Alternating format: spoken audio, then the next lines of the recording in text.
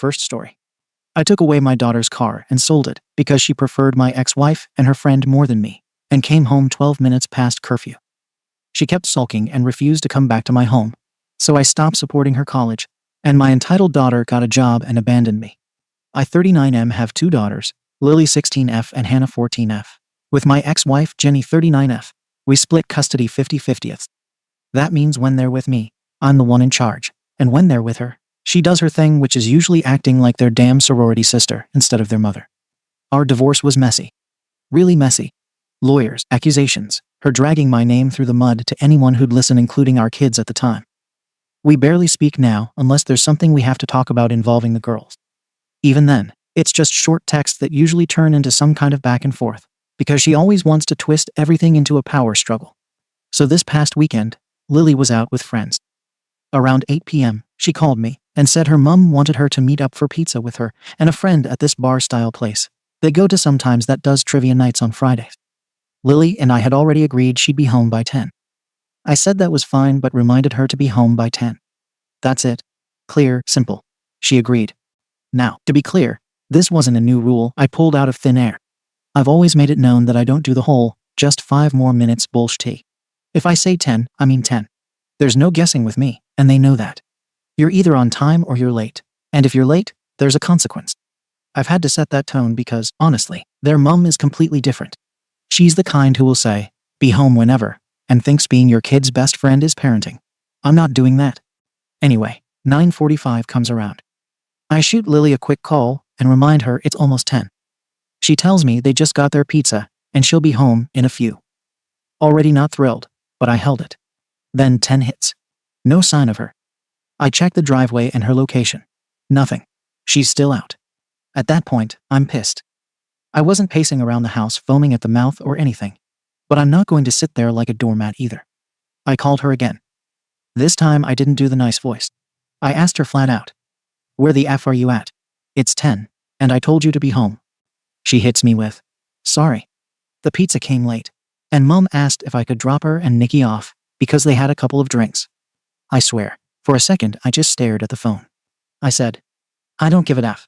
You're not your mum's goddamn DD. Get your arse home now. I didn't know until later that Jenny and her friend were still in the car, and my call was on Bluetooth, so they heard me saying that to Lily. Not that I care. Jenny already thinks I'm an arsehole. Good. That's fine by me, because I'm not here to impress her or her little drunk trivia buddy. I'm here to raise my daughters to not think it's normal to let a teenager drive around adults who can't keep track of their drinks. The way I see it, that wasn't a ride request. That was Jenny dumping her responsibility on a 16-year-old. She and her friend were drinking, and instead of calling a damn Uber or planning ahead, she leans on Lily during my time, no less. I'm not even supposed to be a factor in their night out. Yet here I am getting looped in because Jenny can't manage like a grown adult. Lily walked in the door at 10:12. I didn't yell at her when she got home, but I was done playing games. I told her to hand me the car keys, and that until further notice, her mum can pick her up and drop her off for her time over there. And I meant it. The way I see it, if Jenny wants to play fun mum and bend the rules, then she can also be the one to deal with the drive back and forth. That includes school, appointments, all of it. For context, Lily's car is mine. That was part of our custody arrangement. I would buy Lily a car when she turned 16, and Jenny would get one for Hannah when the time comes. I paid for the whole thing. The title's in my name, and I pay insurance. So it's not her car. It's a car I allow her to use. If that sounds harsh, I don't care. That's reality. Now I'm the arsehole dad again. I'm the guy who overreacted. Jenny blew up my phone later, saying I humiliated her in front of her friend, and that I talked to Lily like she was some criminal. I ignored it. I'm not playing that guilt trip game. You make it SHT decision. You live with the fallout. Maybe next time don't ask our kid to be your Uber. But apparently, the whole thing is now a big drama. Lily's barely spoken to me since. I heard from Hannah that Jenny told them I snapped and went ballistic. Of course she did. That's her angle. That's always been her angle. If I'm not smiling and nodding like a dumb barse, I must be losing my mind. She said the same kind of crap during the divorce too. And for anyone thinking this is a one-time misunderstanding, it's not. A few months ago, Lily asked me if she could stay an extra night at her mum's because they were doing a movie night with Nikki and some others. I said fine. The next day, I find out she wasn't even there. Jenny let her go to some overnight co-ed bonfire party with people I don't even know. She didn't tell me, didn't ask, and just gave the green light like she was signing a permission slip. I confronted her then too. And all I got back was, relax. She's not a little kid anymore. Exactly. She's not a little kid, but she's also not an adult. She doesn't get to call the shots, and neither does Jenny when the girls are on my time. I've tried being civil. I've tried letting things slide. But when that stuff starts affecting what happens under my roof, that's where I draw the line. By Sunday morning, the fallout was already spreading. Lily left for her mum's house with Hannah, quiet the whole time with that tight-lipped silence that tells you she thinks she's been wronged, but isn't ready to argue yet. I didn't chase her down for a heart-to-heart. I'm not chasing validation from a teenager or cushioning consequences to make them easier to swallow. An hour later, my phone starts lighting up. Jenny, rapid-fire texts. Long ones. Paragraphs. Accusations. According to her, I went too far. I talked to Lily like trash. And I punished her for doing me a favor. That last part pissed me off the most. A favor to whom? Certainly not me. I didn't ask Lily to drive anyone. I didn't benefit from it. Jenny benefited because she didn't want to deal with her own night out responsibly. I didn't respond right away. Experience has taught me that engaging, while she's still heated, just turns into screenshots later, being shown to whoever she's complaining to. Instead, I sat with it and replayed the night in my head. The timing. The call. Lily saying the pizza came late like that magically rewrites the clock. Jenny decided that my curfew meant nothing because she was present. Again. This is the pattern. It's always small things stacked on top of each other until suddenly I'm reacting. And she's pointing at the reaction like it came out of nowhere. Jenny called again. I pick up. Bad idea. But here we are. She jumps right in. Says I embarrassed her. That Nikki heard everything. And that I made Lily cry on the drive home. I asked her why she was drinking if she didn't plan a way home. She said she had a couple and was fine but didn't feel like driving. I asked her why that meant our daughter had to stay out past curfew. She said I was being rigid, and that Lily is old enough to handle real-life situations. I told her real-life situations come with real consequences, and she doesn't get to volunteer Lily for adult responsibilities. She said I was punishing Lily to get back at her. I said Lily wouldn't be dealing with any of this if Jenny hadn't decided rules don't apply when she's involved. That's when she really lost it. Said I was on a power trip. Said I've always been like this. Said the girls are scared of messing up around me. That last one was rich coming from someone who still hasn't figured out that being liked isn't the same thing as being respected. She demanded I give Lily the keys back. I said no. End of discussion. She said she'd talk to her lawyer. I laughed and told her to go right ahead. The custody agreement doesn't say Lily is entitled to a car. It says we provide transportation. I'm doing that just fine. By Monday morning, Lily texted me for the first time. She said she felt like she was being punished for helping her mom. She said she didn't feel comfortable saying no to Jenny in front of her friend. She said she thought being 12 minutes late wasn't a big deal. She asked if I really thought she deserved to lose the car over this. I read it twice. I didn't soften my answer. I told her that helping someone doesn't mean ignoring rules. I told her that if a situation feels awkward, she can still say no. I told her that timing matters because trust matters. And I told her the car situation stands. She replied with, okay. That was it. Since then, the consequences have been exactly what I expected. Jenny now has to drive the girls to school on her weeks. She's already complained about traffic, about having to shift her work schedule, and about how inconvenient it is. Lily's annoyed because she can't just come and go. Hannah's irritated because she gets lumped into it by default. Everyone's mildly uncomfortable, which tells me the lesson is actually landing somewhere. What annoys me is how everyone seems to agree that the outcome is inconvenient, but still thinks the cause was me. Not the grown woman who drank without planning. Not the decision to ignore a clear curfew. Not the assumption that I'd just roll over once it happened. Somehow it all circles back to me being too much. Even my brother weighed in. He said I could have handled the phone call better. Maybe. He said taking the car feels heavy-handed. I told him raising teenagers isn't supposed to be comfortable. He said Lily's a good kid. I agreed. That's exactly why I'm not letting this slide. The thing no one seems to want to acknowledge is that Lily didn't just come home late because traffic was bad or plans ran long. She came home late because two adults put her in a position where my rules became optional. That's the part I won't ignore. If I do, then next time it's 10:30. Then midnight. Then it's, Mum said it was fine, every single time something doesn't line up with what I said. I'm not under any illusion that my house is the fun one. I don't care if it is. I care that my kids know where they stand. I care that when I say something, it means exactly what I said. I care that they don't grow up thinking rules change depending on who's asking. Do I think Lily is a bad kid? No. Do I think she was malicious? No. Do I think she made a choice that showed poor judgment and learned exactly how fast those choices come with consequences? Yes. And no, I don't feel guilty about saying what I said on the phone. I'm not proud of the language, but I'm also not pretending I whispered politely while being ignored. Jenny overhearing it doesn't change a thing. If she doesn't like how I parent, that's been her problem since the divorce. So now that everything's out there, the curfew, the call, the car, the history, the tension, I'm putting it here because everyone around me already decided their version. Ada for yelling at my daughter when she blew past curfew, and then taking away the car after her mom kept her out late and used her as a ride. Or is this just the price of being the only one in this situation who actually enforces what he says? Comments. Comment 1. So your daughter did the right thing, made sure someone who'd been drinking didn't get behind the wheel, and you flipped your SHT over 12 damn minutes. Seriously. She was out with her mom, not sneaking off to some party. She even kept you updated. And your takeaway is that she broke your sacred curfew and deserves to lose her car. Come on. You weren't thinking about her safety. You weren't thinking about how awkward it probably was for her to be told by one parent to drive someone home, while knowing the other parent was going to explode. You were pissed because Jenny, who you clearly still hate, got one over on you. And instead of dealing with her, you unloaded on Lily. Swearing at your daughter like that? Not just once, but with that level of aggression. That sticks. You're not teaching her discipline, you're teaching her that being honest and trying to keep the peace gets her screamed at. Good luck getting her to come to you with anything in the future. YTA. Comment 2.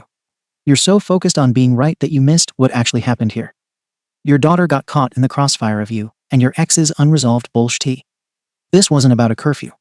This was about your ex-wife once again disrespecting you, and you using your daughter to take the hit for it, because she's the only one you can actually punish. And no, this isn't me defending your ex, she sounds irresponsible as hell. But you didn't hold her accountable. You exploded on Lily. Loud, aggressive language on the phone, while she was literally in front of her mother and her mom's friend. That wasn't discipline. That was you making a point. Not to Lily, to Jenny. You said yourself you've been holding on to resentment for a long time. That came out in that call. It was about 10-12.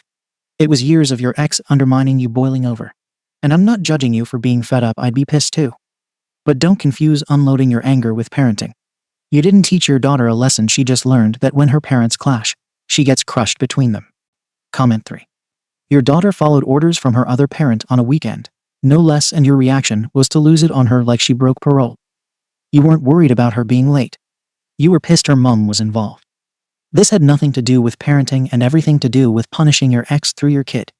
Let's be real here. A 10 p.m. curfew for a 16-year-old on a Friday night is already strict. But whatever.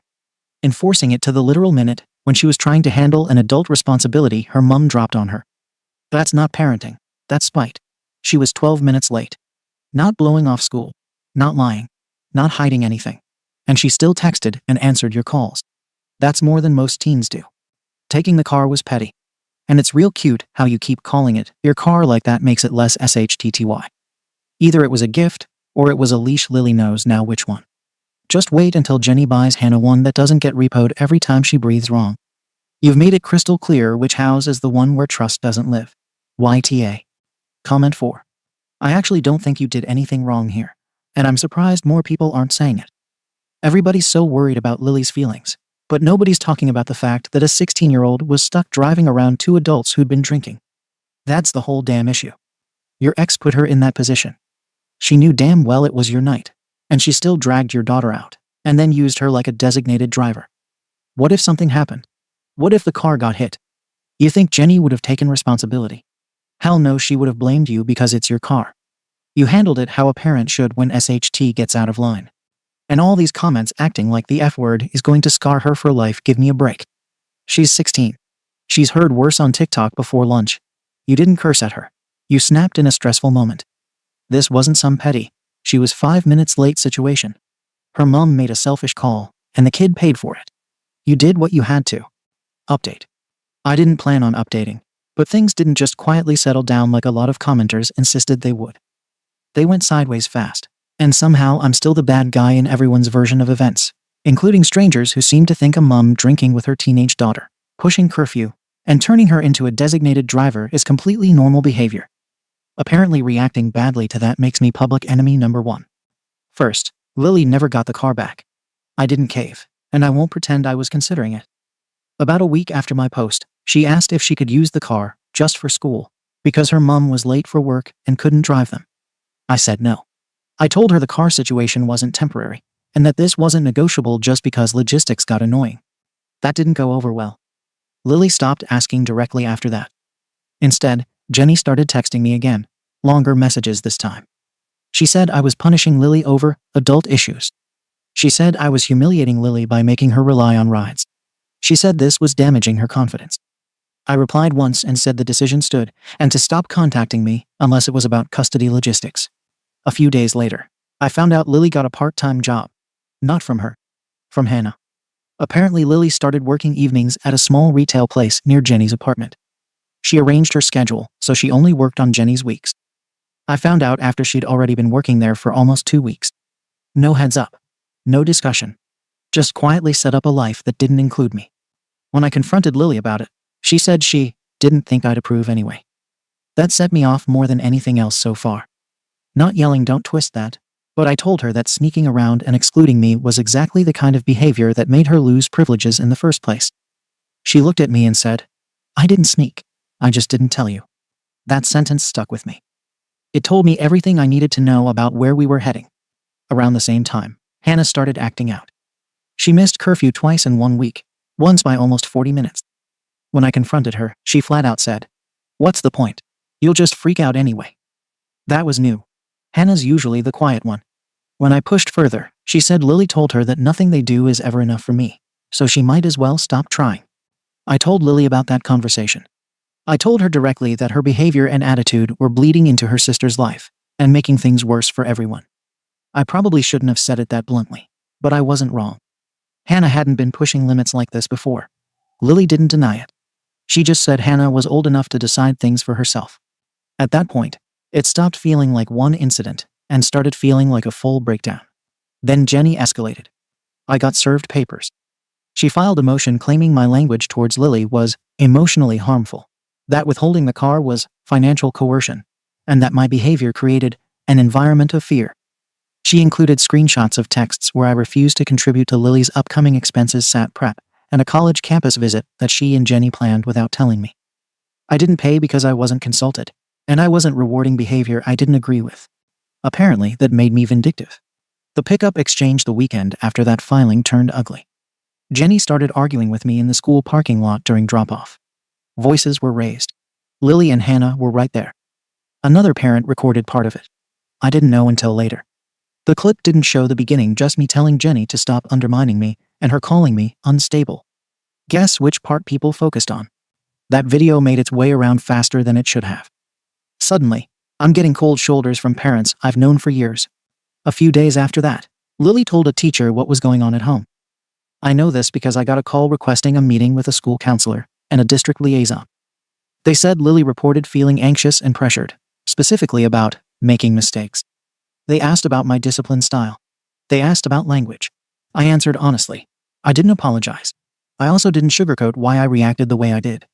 I left that meeting knowing full well how it would be framed.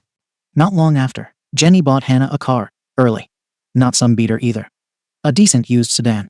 She framed it as helping Hannah feel secure. I saw it for what it was, drawing a line and daring me to cross it. My response was to tell Lily she could either follow the rules attached to my car, or she could take her mom's old spare vehicle instead, under strict conditions. Location sharing is on at all times. No transporting adults. Earlier curfew. Zero tolerance. She handed the keys back. Flat out refused. Said driving wasn't worth the stress. That alone should say something. But instead of reflecting, everyone around me took it as proof I'd gone too far. A week after that, Hannah asked if she could stay with her mom more often. Not permanently, she said. Just for now. Jenny backed her up immediately. Claimed Hannah needed space. I told Hannah she was reacting emotionally and not thinking long term. She cried. Jenny glared at me like I just confirmed everything she's been telling them. Then the college stuff started. Acceptance letters began arriving. Lily applied without involving me. Different schools, campus tours already done, deadlines met. I found out when I saw an envelope from a university addressed to her at my house. When I asked why I hadn't been included, she said she didn't want the applications turned into another fight. That stung. And I don't care how that sounds. I'll also address the commenters because I've been stewing about this since I posted. The number of people who glossed over a mother drinking with her teenage daughter present, pushing curfew, and making that same daughter responsible for getting her home was unreal. Somehow that's fine. Somehow I'm the problem because I reacted badly to it. You all act like safety only matters if I phrase it politely enough. No one seems concerned that Jenny decided rules didn't matter because she was involved. No one questions why Lily was put in that position. Everyone's obsessed with the tone instead of the situation itself. I'm not claiming I handled everything perfectly. I am saying I'm being held to a standard no one else is. Jenny drinks and ignores curfew, she's fun. Lily bends rules, she's responsible. I enforce consequences, I'm abusive, controlling, and dangerous. Right now, my relationship with both of my kids is strained. My family has mostly sided with Jenny. The court process is ongoing. Lily barely talks to me unless she has to. Hannah's halfway out the door emotionally. And everyone keeps telling me this is my fault alone. So I'll ask again, knowing full well most of you have already decided. Ada for reacting the way I did and standing my ground. Or is everyone ignoring the fact that a parent crossed lines first, and I'm the only one paying the price for it? Comments. Comment 1. This whole thing is a disaster. But what stands out most isn't the yelling or the car, it's how much resentment you're dumping onto your daughters because you can't stand their mom. You're not parenting anymore, man. You're keeping score. Every interaction with your kids reads like you're punishing them for picking the wrong side. It's like you're running a war zone, not a house. Lily didn't want to deal with either of you. That's why she kept the job quiet. That's why she did the college apps without you. She's minimizing drama, and frankly, I don't blame her. You blew up over 12 minutes once. What were you going to do if she picked a school you didn't like? And Hannah, she's not acting out.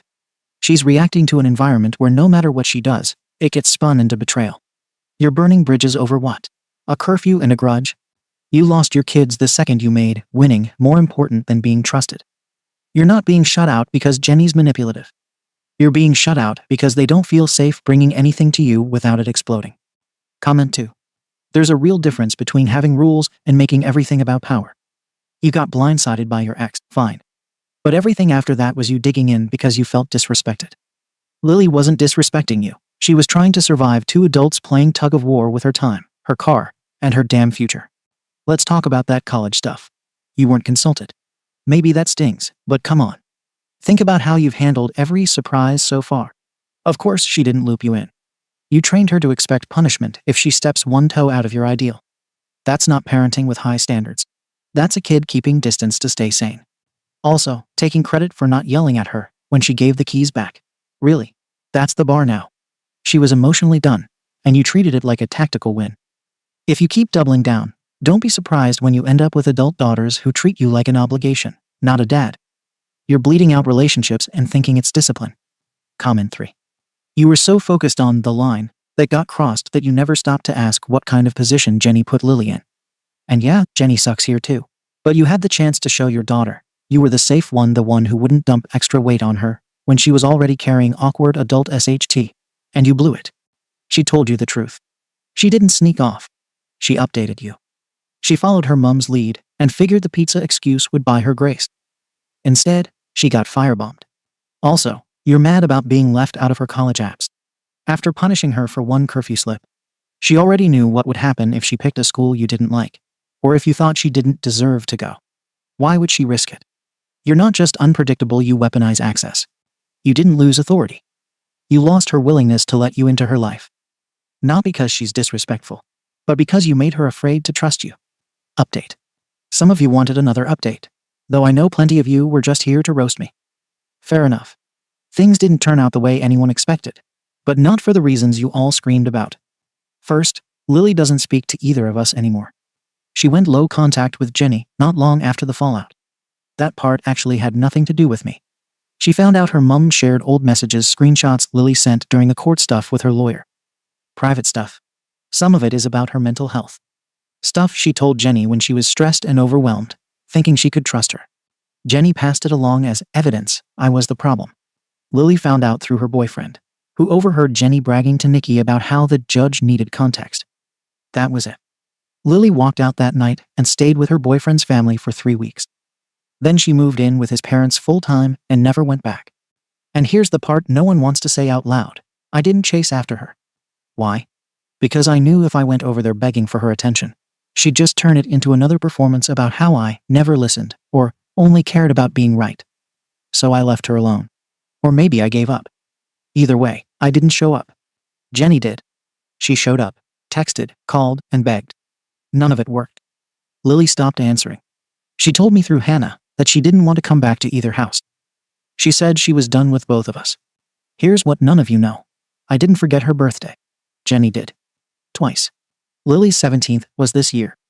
No post, no dinner, no gift. I texted her. She didn't reply. Jenny.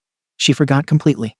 And before you tell me I should have done more, keep this in mind: Lily had already cut me off. No messages, no contact, no effort.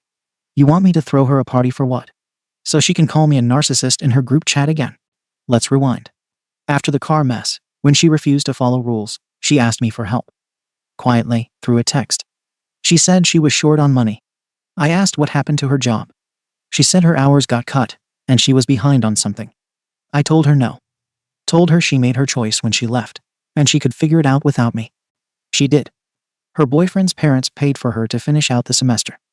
They got her to work, fed her, and helped her re-enroll in community college after she bombed 2 classes. I could have helped. I didn't. She didn't ask again. Then Jenny took the car. The one she said she'd let Lily use until she got back on her feet. Gone. Claimed insurance costs were too high. Truth is, she just wanted to make a point. And Lily got it. She's done with both of us now, for good. I know it. You can hear it in her voice when she talks to Hannah, short, flat, and mechanical. I sold the car I bought her. She didn't beg for it back, but I sold it anyway. I figured if she wasn't going to call, I wasn't going to keep it sitting in the driveway as some kind of shrine. It wasn't her car. It was mine. And I'm done rewarding silence. I haven't bought her a single gift since the fallout. Not for her birthday. Not for graduation. Not even when Hannah said it would be a good olive branch. I said if Lily wanted to come home, she could walk through the front door. I wasn't mailing bribes. I've always called things how they are. She didn't like that. I told her when she was out of line. I told her when she was being selfish. I told her when she was acting like Jenny. I don't regret it. She had someone in her life finally say no, and she hated it. That's not abuse. That's adulthood. I tried one last time to reach out. I messaged her 2 months ago. Told her the truth about Jenny. How she drank during the divorce. How she let men in and out of the house while the girls were asleep. How she used to laugh about playing innocent in front of the custody evaluator.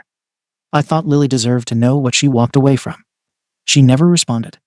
Hannah told me Lily called it one last manipulation attempt. She said she blocked me after reading it. She said she doesn't believe a word I say anymore. Whatever. I regret some things. I'll admit that. But I don't feel guilty for not pretending Jenny's a good parent. I don't feel bad about being strict when I was the only one actually parenting. And honestly, I'm glad Jenny lost hers too. She spent years acting like discipline was trauma, like being firm made me dangerous. She wanted to be their best friend, and look where that got her. Alone. Hannah still lives with me. She chose to stay here full-time after everything blew up. And no, I'm not naive. I know part of it is because I'm more stable. I pay for her sports, I make sure she gets to school, and I don't disappear when things get tough. But there's more to it. She tells me the truth. She checks in without being asked. She asks for advice and listens when I give it. She respects me. She's not perfect. She pushes back sometimes. But she sees the difference. She knows who shows up and who fakes it. I tell her everything I can now, not just rules, but why they matter. I'm raising her the right way, and she'll be better for it. Don't mistake that for sentimentality. I'm not sitting here crying about Lily every night. I think about her. I wonder where it turned. But I don't lose sleep. She made her choice. She picked silence. She picked distance. She picked other people. And I've learned something since then: being right doesn't fix anything. You can make every correct decision on paper, and it still won't mean your kids trust you. You can protect them, discipline them, teach them, and still lose them. Because once they're old enough to walk away, they will. And once they stop listening, you can't make them hear you. But I'd rather be the parent who stuck to his word than the one who folded every time things got emotional. So no, I'm not proud of how it ended. But I'm not ashamed either. Jenny lost a daughter who finally saw through her. I lost a daughter who didn't want to grow up. And somewhere in the middle, we both got what we deserved. Hannah's still here. And I won't mess that up. Comments. Comment 1. You say you're not crying about Lily. But this whole post reads like someone trying really effing hard to convince themselves they didn't F up their kid. You keep mentioning how she never begged, never reached out again, and never asked for the car, but man, why the hell should she have to? What part of parenting made you think a kid has to earn basic love and support? She asked for money once. Probably didn't even want to. You said no and watched her go to strangers for help, while her own parents were too busy proving points. Her boyfriend's family stepped up. Think about how low that is for a 17-year-old to realize her boyfriend's parents were safer than either of her own. And now you're bragging that Hannah stayed. Maybe she did. Or maybe she just hasn't found her out yet. You keep score like it's a game, who respects whom more, who picked whose side. Newsflash, the scoreboard doesn't matter when the game is your own daughter deciding you're not worth it. Comment 2. You used your daughter's estrangement from her mum as a trophy, like it somehow cleared your record. Jenny lost her, sure. But instead of being horrified that both of you were so unlivable your daughter had to move in with her boyfriend's family, you sat back and grinned like you won. You didn't win SHT. The fact that Lily cut both of you off should have been a gut punch. Instead, you're patting yourself on the back because you were right. Nah, man, you were loud. That's it. Loud and cold, and so wrapped up in proving a point that you didn't notice your daughter was drowning. And don't get it twisted, Hannah's still around, because you're the lesser evil right now. That's not connection. That's convenience. You think her asking you questions and not yelling is respect. I think she's just learnt what happens when she pushes too far. Comment 3. You couldn't even write about Lily's birthday without pivoting to blame. Jenny forgot? Okay. And you? You sent a text and washed your hands of it. No one deserves a party, unless they're crawling back, right? Jesus. You act like your silence is strength. Like not breaking is some kind of badge. But real strength would have been sitting with her and saying, yeah, you pissed me off, but I still love you. Let's figure this out. Instead, you sold the car, blocked emotional exits, and handed her another reason to stay gone. She's not coming back. Not because of Jenny. Not because she's immature. But because she finally learned that love in your house comes with conditions, and she got tired of paying for it. Keep raising Hannah. Maybe get it right this time. But stop pretending Lily's absence is some mutual tragedy. She left for a reason. You just refused to say it out loud. Update. I didn't think I'd be writing this one. I figured things would settle into some kind of grim routine where Hannah stayed, Lily stayed gone, and life just moved on. That didn't happen. Instead, everyone left. One by one. And I'm not going to pretend that doesn't piss me off. It started with Hannah, even though I didn't see it coming at the time. After Lily cut both of us off, Hannah leant harder into me. We spent more time together. She talked more, asked questions. I took that as proof that at least one of my kids could still see reason. In hindsight, I see I mistook proximity for loyalty. She wasn't choosing me. She was choosing stability after everything blew up. I made it worse by trying to do things right this time. I got stricter with expectations. Not louder, not violent, just firmer. Curfews mattered. School performance mattered. Transparency mattered. I told myself this was how you prevent another Lily situation. Hannah didn't see it that way. She started spending more time out with friends. Staying late at study groups. Hanging around after practice. One night she came home an hour later than expected. When I asked why, she said she needed space and didn't want to be timed like a stopwatch. That hit a nerve. I brought up Lily. I shouldn't have, but I did. I said I wasn't going to watch history repeat itself. I said I wasn't letting another kid slide into disrespect and distance. Hannah snapped back that Lily didn't slide anywhere she ran because she got tired of being measured all the time. That was the first real fight we had. She told me she felt like she was always one mistake away from punishment. I told her she was exaggerating and letting outside voices get in her head. She told me the outside voice was her sister. After that, things shifted fast. Around the same time, I started seeing someone new. A woman from work. Smart, blunt, and not impressed easily. At first, she believed my version of events. She'd nod when I talked about being the only adult in the room. She liked that I stood by my principles. I lent into that. Probably too much. Then she started asking questions I didn't like. Why both daughters weren't speaking to me the same way they did before. Why Lily cut contact completely. Why Hannah looked tense whenever rules came up. Why did my stories always end with everyone else walking away? One night, after Hannah had another argument with me, my girlfriend said, I think you might be confusing obedience with closeness. I didn't take that well. I told her Hannah was being influenced. That Lily poisoned the well. That teenagers don't know what's good for them. She didn't argue. She just got quiet. 2 weeks later, She said she didn't want to be part of a family that felt like a battleground. She left without drama. Blocked me the next day. Then Lily's life started leaking back to me through other people. A coworker mentioned seeing her at a cafe near campus. Someone else said she heard Lily was doing well, working more hours, taking classes seriously. Her boyfriend's parents apparently treat her like their own. I smiled through it and told myself, good for her. That was a lie. What actually bothered me was how fine she was without me. Without Jenny. Without anyone bending over backwards to teach her lessons. I tried reaching out again on her birthday. 18 this time. I sent a card. No cash. No gift card. Just a letter. I told her I was proud of her. I also wrote that distance didn't erase accountability, and that if she ever wanted to talk honestly, I was open. She never responded. Later that week, I found out she dropped my last name. Not legally yet, but she started using her boyfriend's family name socially. That one cut deep. I won't pretend it didn't. I tried another angle. I reached out to her boyfriend's parents. Kept it polite. Said I wanted to know how Lily was doing, and that I appreciated what they'd done when she needed support. They replied once. Short. Civil. Said Lily asked them to limit contact with me, and they were respecting her wishes. That door closed too. Meanwhile, Hannah was slipping away. She stopped sharing details. Gave vague answers. Answered questions like she was testifying instead of talking. One night I pushed again. Asked her why she was acting distant. She said she felt like she was constantly being evaluated. That she loved me but felt tired all the time. I brought up her mom. That was my mistake.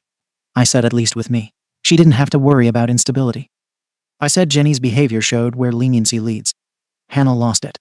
She said dragging her mom and sister into every argument was unfair. She said Lily didn't fail, she escaped. Then she said something that changed everything. She said, I stay because I'm scared of what happens if I don't. I told her that was bullshit. That she was safe. That nothing bad would happen if she made mistakes. She laughed. Not kindly. She said Lily made one mistake and lost everything.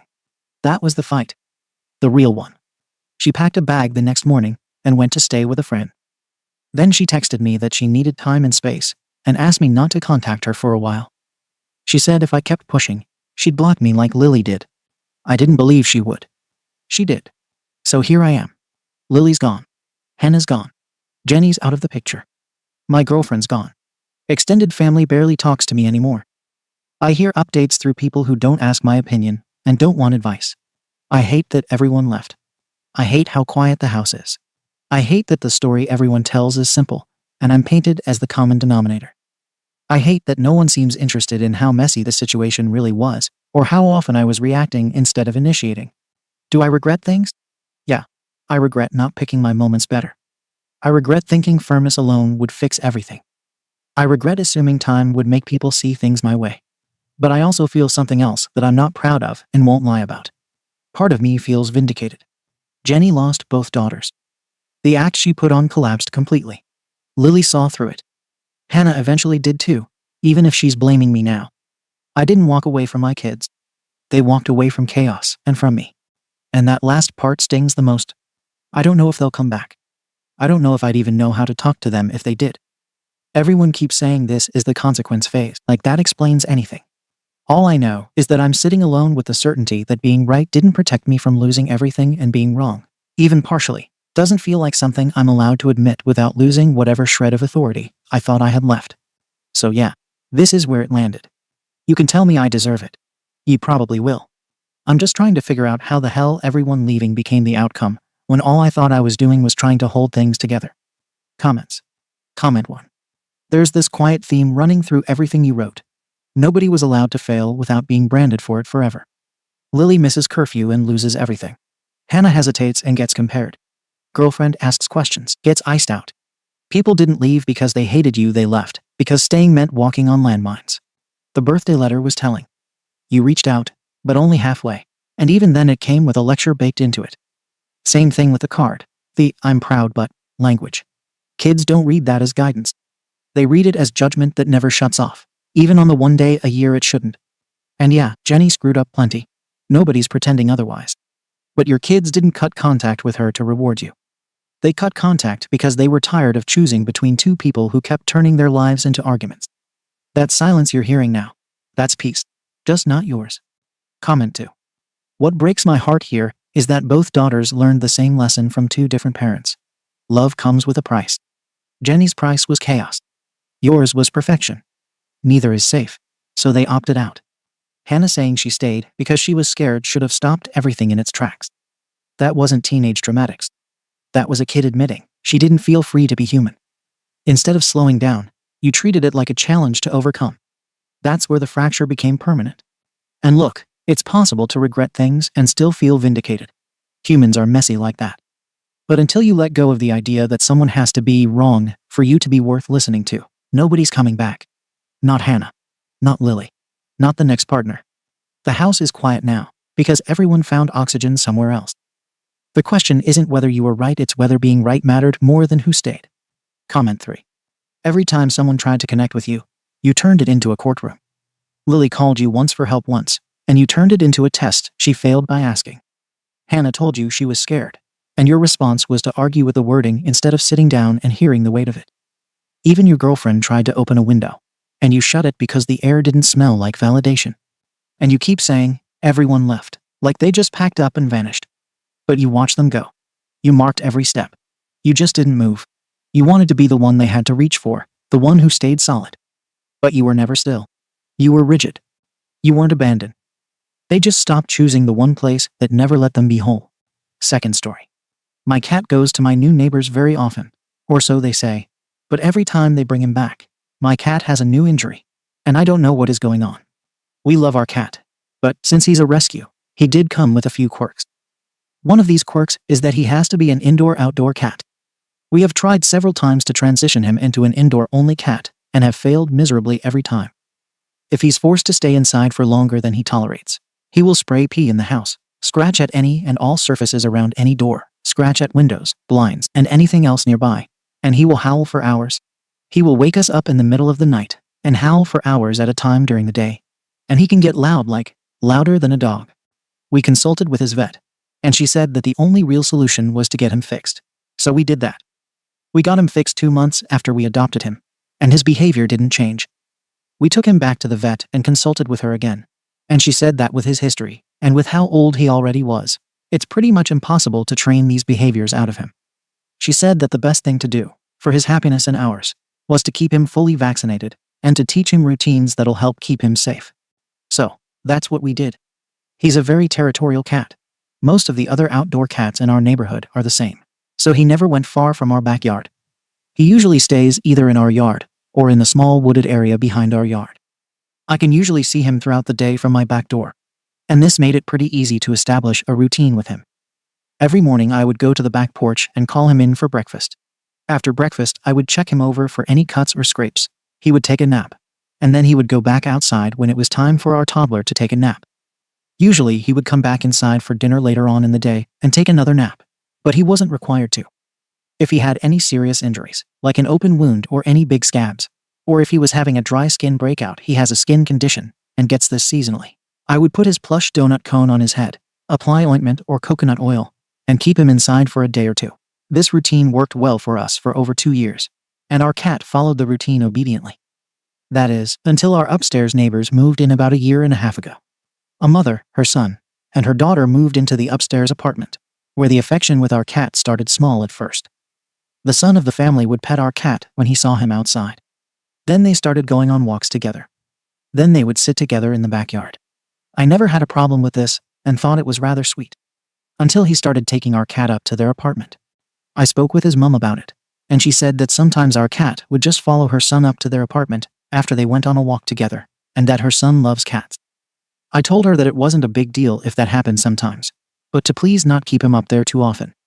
Our cat still needed to come downstairs for his daily checkup, and if he spent too much time inside of their apartment, he would run from me and not come inside of our apartment when it was time. Well, then, her son started sneaking our cat into their apartment after his mom left for work. Now, I guess here is a good place to state that until very recently, I thought this boy was a high school student. He has some pretty big physical disabilities, so I never found it strange that he didn't go to school. I just figured that he was probably homeschooled so that he wouldn't have to strain his body all day or deal with crappy schools that can't afford proper accommodations. But no, his mother mentioned a few weeks ago that he is 23 years old. 23. I'm 25. He's 2 years younger than me. Keep that in mind. At this point, things have escalated a lot. Our cat doesn't come in the mornings when he's called anymore. I will go days without seeing him or being able to get him inside. This has caused his skin outbreaks to get very severe in the spring and summer, and it makes me constantly worried about him. I'm used to seeing him throughout the day every day, not once every 2-3 days. That's not a safe way to monitor a cat. When our cat does come inside, he sneaks into our front hallway and runs up to the neighbor's front door. He tore up their door seal, scratching to be let in. The mum complained to my husband about it, and my husband offered to replace it. She said that it was fine, but that we needed to keep a better eye out for him. I spoke with her the next day and told her once again that we would replace the seal. She declined, but I said that he really should stop being let into their apartment. I gave her my number and told her to text me if he comes to their door again, and that I would come and get him. She never messages me first. The only time she'll text me is when I text her, asking her if she's seen my cat because I haven't been able to find him in days. She'll then reply and say that he's in their apartment. After I asked her to not let him be up there, then, about 2 weeks ago, a nightmare situation happened. Our cat got hurt pretty badly on his neck. He should have gone to the vet, but I didn't even know that it happened. The boy upstairs came and knocked on our door and told my husband about it. My husband then went and got our cat, saw that the wound was already mostly healed, and asked the boy how long he'd known about it. When the boy couldn't give my husband a straight answer, my husband told him thank you for letting us know, but to stop taking him upstairs. The boy just brought our cat back upstairs a few days later, after he was all better, and allowed to go outside again. Now, the mom has stated to me several times that she doesn't want our cat up there. But her behavior doesn't match what she says at all. She only ever says this when we confront her. She says that she refuses to buy him a litter box, even though her son keeps asking her, like that's supposed to make us feel better. And she says that she doesn't want to get in trouble with the landlord for the cat scratching things up. Now, I think this is an important thing to note.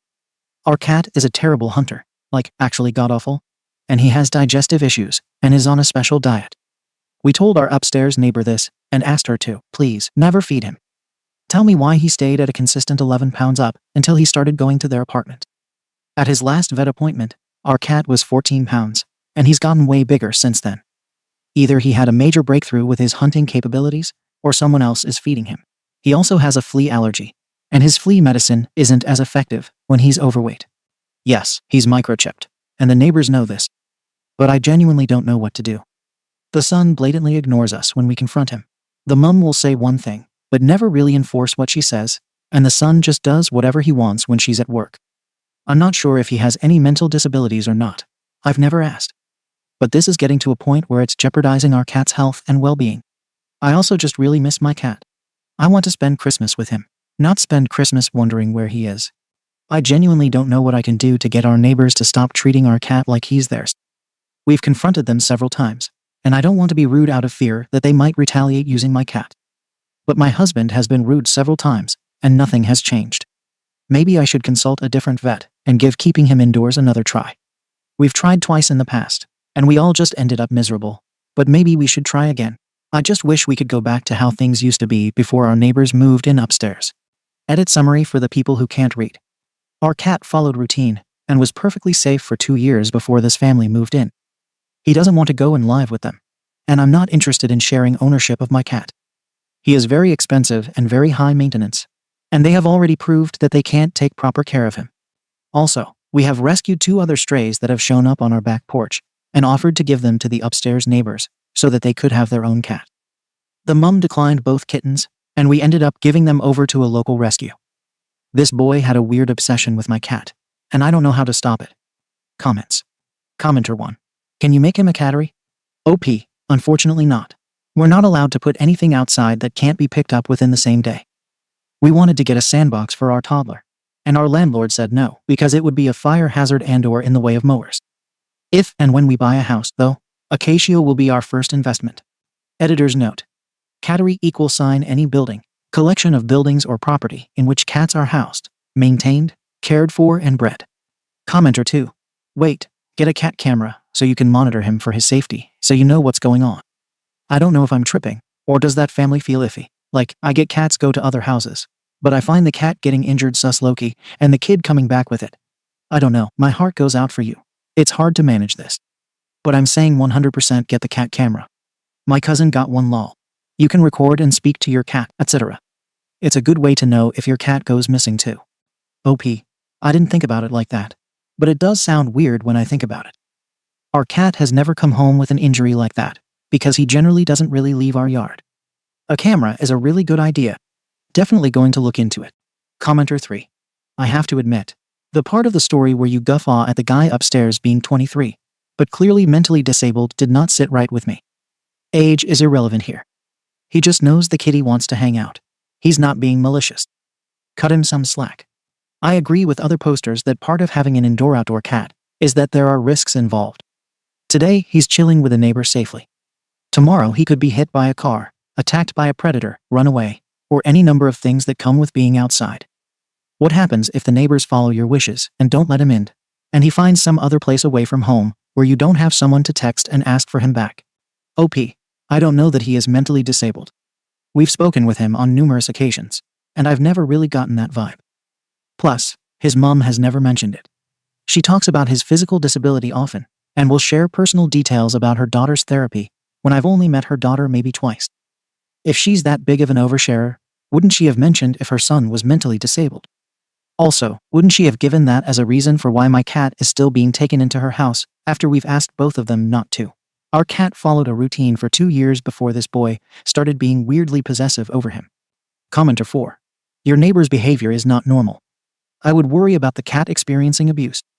Part of abuse is often to love bomb before and after periods of aggression, so the cat won't necessarily be afraid of the person.